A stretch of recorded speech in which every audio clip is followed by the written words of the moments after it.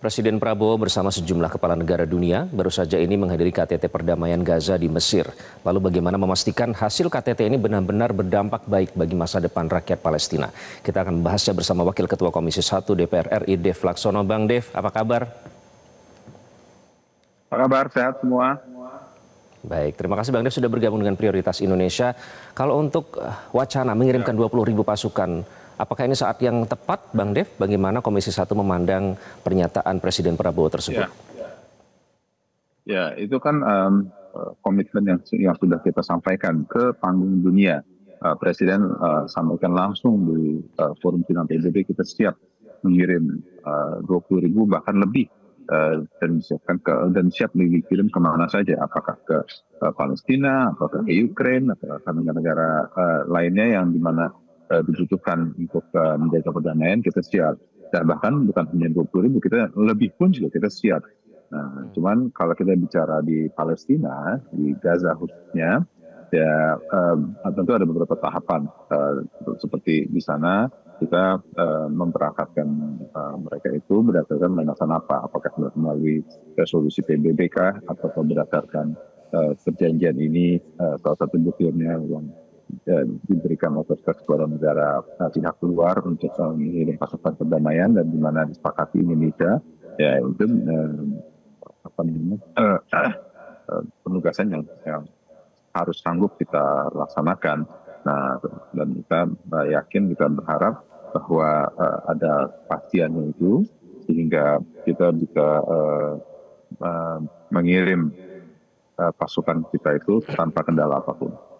Oke, Bang Dev, sekarang fokusnya ada pada rakyat Gaza ya, yang sudah dilanda wabah kelaparan. Nah, masalahnya di perbatasan Rafah sampai saat ini informasi terkini sekitar beberapa jam yang lalu ini ditutup atau hanya setengah saja bantuan yang boleh masuk.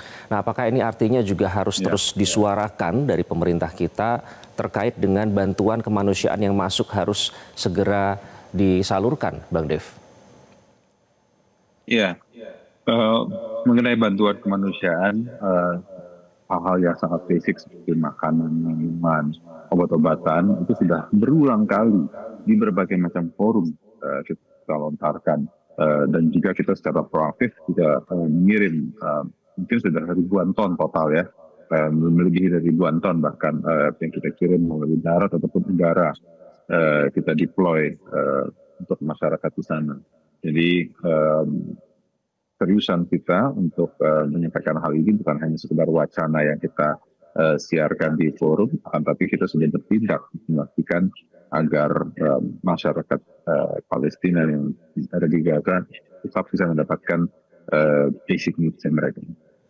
Oke, kemudian terkait dengan hasil KTT, kami juga baru saja mendapatkan informasi bahwa sekitar 1 atau 2 jam yang lalu ini terkonfirmasi bahwa ternyata tank Israel ini masih menembaki warga dan 9 warga Palestina dinyatakan tewas pada Selasa waktu setempat. Ini apakah artinya kita harus terus aktif mengawal hasil dari KTT yang kemarin di Mesir, Bang Dev? Ya, tentunya. Apapun penyebabnya, sampai terjadi kontak senjata dan mengakibatkan korban tewas itu tidak bisa dijustifikasi ya. Jadi kita terus akan menuntut akan benar-benar terlaksananya perdamaian dan baik masyarakat Palestina maupun juga warga Israel dapat hidup berdampingan dan juga mendapatkan hal yang layak untuk mereka hidup di kedepannya. Oke, lalu bagaimana pemerintah Indonesia juga menjalin negosiasi dan juga diplomasi dengan negara-negara terkait untuk memastikan bahwa hasil KTT itu memang benar-benar untuk kebaikan rakyat Palestina, Bang Dev? Ya, maka itulah kita terus mengawal agar setiap perjanjian yang telah dibuat itu benar-benar terlaksana dengan baik dan semua warga Palestina itu bisa secara terus-menerus mendapatkan akses akan kepada makanan, pendidikan, akses ekonomi, dan juga kesempatan untuk berkembang dan juga mendapatkan kedaulatannya diakui di forum-forum internasional. Oke, kemudian apakah teman-teman dari Komisi 1 DPR ya ini menerima aspirasi dari masyarakat Indonesia sendiri terkait dengan dukungan kepada Palestina? Karena seperti diketahui Indonesia ini cukup dikenal, kemarin juga bahkan sempat mengirimkan bantuan kemanusiaan melalui sistem airdrop ya, melalui udara. Nah, apa aspirasi yang diterima oleh teman-teman Komisi 1, Bang Dev? Ya tentunya kita inginkan sama, ya kita menginginkan perdamaian benar-benar bisa terjadi di Timur Tengah, karena setiap ada konflik yang terjadi di sana itu pasti memiliki dampak secara global. Ya contoh yang simpel aja, dengan adanya konflik di sana langsung otomatis harga minyak naik. Dengan harga minyak naik kan itu membebani berbagai macam sektor dalam kehidupan kita. Nah, ini juga pasti akan berdampak kepada inflasi dan lain-lainnya. Maka itu pentingnya perdamaian penting terbentuk, keadilan benar-benar bisa ditegakkan, dan hak masyarakat Palestina dapat benar-benar dipenuhi. Oke, terakhir Bang Dev, ini terkait dengan kesehatan dari volunteer ya, dari dokter-dokter yang selama ini pernah bertugas di Gaza. Mereka menyatakan sampai saat ini mereka belum diizinkan untuk masuk ke Gaza. Nah, terkait dengan bantuan kesehatan, apakah ini juga harus menjadi concern tersendiri pada saat Indonesia memutuskan untuk mengirimkan bantuan, Bang Dev? Ya, ketika kita itu mengirimkan prajurit kita ke sana, fungsinya kan bukan hanya untuk perdamaian ya. Prajurit ke sana itu kan pasti yang dikirim itu juga ada berbagai macam pekerjaan dan memiliki keahlian. Itu misalnya dari tim kesehatan, jadi bisa mengobati masyarakat tempat juga.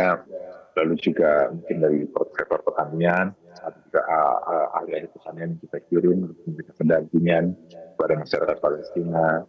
Terus juga dari sini bisa juga dikirimkan dengan peralatan beratnya sih, yang bisa membantu pemulihan ataupun juga rehabilitasi atau fasilitas dan perumahan yang hancur.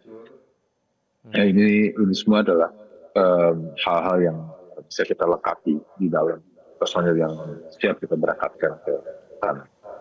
Baik, apalagi masyarakat Palestina cukup bergantung ya kepada rumah sakit Indonesia yang selama ini membantu warga Palestina dalam soal kesehatan. Terima kasih Bang Dev sudah bergabung dengan Prioritas Indonesia. Download Metro TV Extend sekarang.